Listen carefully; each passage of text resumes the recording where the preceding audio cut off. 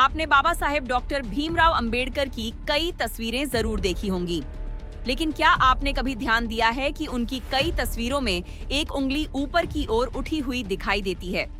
आखिर बाबा साहेब की यह उंगली किस ओर इशारा करती थी? क्या इसके पीछे कोई खास संदेश छिपा था? तो आइए आज इसी सवाल का जवाब जानते हैं। बाबा साहेब सिर्फ संविधान निर्माता नहीं थे, बल्कि वे शिक्षा, समानता और सामाजिक न्याय के सबसे बड़े पैरोकारों में से एक थे। उनकी तस्वीरों में ऊपर उठी हुई उंगली को आमतौर पर ज्ञान और सही दिशा की ओर इशारा करने वाले प्रतीक के रूप में देखा जाता है। बाबा साहेब का मानना था कि समाज को बदलने के लिए सबसे जरूरी चीज है शिक्षा। उन्होंने लोगों से कहा था, शिक्षित बनो, संगठित रहो और संघर्ष करो। यानी यह इशारा हमें याद दिलाता है कि अगर समाज को आगे बढ़ाना है तो अज्ञानता को पीछे छोड़कर ज्ञान और अधिकारों की तरफ बढ़ना होगा। लेकिन यहाँ एक जरूरी बात भी समझना चाहिए।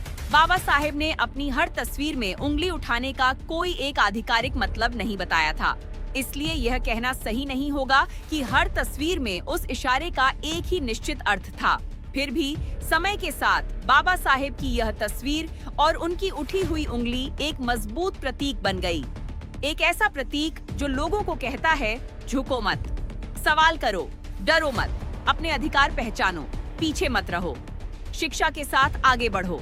और शायद यही वजह है कि आज भी बाबा साहेब की तस्वीर में उठी हुई वह उंगली करोड़ों लोगों के लिए सिर्फ एक इशारा नहीं, बल्कि आत्मसम्मान, शिक्षा और बराबरी की प्रेरणा बन चुकी है।